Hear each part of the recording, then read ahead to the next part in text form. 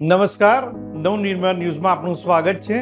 ગુજરાતમાં સતત વધી રહેલા સાયબર ક્રાઇમના ગુના ડામવા અને ડિજિટલ છેતરપિંડી આચરતી ટોળકીઓને જડમૂળમાંથી ઉખાડી ફેરવા માટે રાજ્ય સરકારે મધરાત્રે એક ખૂબ જ મહત્વનો અને આક્રમક નિર્ણય લીધો છે. રાજ્યના ગૃહમંત્રી હર્ષ સંઘવીએ મોડી રાત્રે અચાનક જ રાજ્યના તમામ ઉચ્ચ પોલીસ અધિકારીઓ સાથે એક ઇમરજન્સી વિડીયો કોન્ફરન્સ યોજી હતી. આ ઉચ્ચ સ્તરીય બેઠકના લેવાયેલા કડક નિર્ણયો અનુસાર આજથી જ સમગ્ર રાજ્યમાં ઓપરેશન મ્યુલ હન્ટ 2.0 કાર્યરત કરી દેવામાં આવ્યું છે. ગૃહમંત્રી દ્વારા મધરાત્રે બોલાવવામાં આવેલી આ તાકીદની બેઠકને કારણે ગાંધીનગર સચિવાલય ગૃહ વિભાગમાં ભારે દોડધામ મચી ગઈ હતી. રાજ્યના પોલીસ વડા સહિતના તમામ ટોચના અધિકારીઓ તાબડતોડ સચિવાલય ખાતે પહોંચ્યા હતા, જ્યારે તમામ પોલીસ કમિશનરો, રેન્જ આઈજી અને જિલ્લા પોલીસ વડાઓ આ કોન્ફરન્સમાં લાઈવ જોડાયા હતા અને કાયદો વ્યવસ્થાની સમીક્ષા કરી હતી.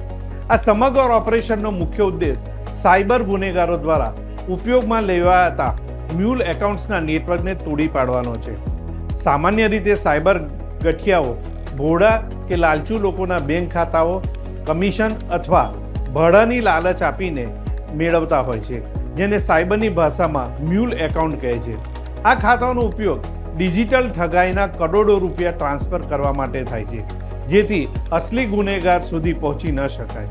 ગૃહમંત્રીએ આવા તમામ શંકાસ્પદ બેંક ખાતાઓને તાત્કાલિક ટ્રેક કરવાનો અને નેશનલ ઇન્ટરનેશનલ લિંક ધરાવતા અસલી માસ્ટરમાઇન્ડ સુધી પહોંચીને કાયદાનું કડક શસ્ત્ર ઉગમવાનો આદેશ આપ્યો છે. આ બેઠકમાં સાયબર ક્રાઇમની સાથે રાજ્યની આંતરિક સુરક્ષા, અસામાજિક તત્વો અને ડ્રગ્સ માફિયાઓ સામે પણ પોલીસને લોખંડી હાથે કામ લેવા માટે સંપૂર્ણ ફ્રી હેન્ડ આપવામાં આવ્યું છે. ડિજિટલ છેતરપિંડીથી બચવા માટે નાગરિકોએ પણ કેટલીક પાયાની સાવચેતી રાખવી અનિવાર્ય છે.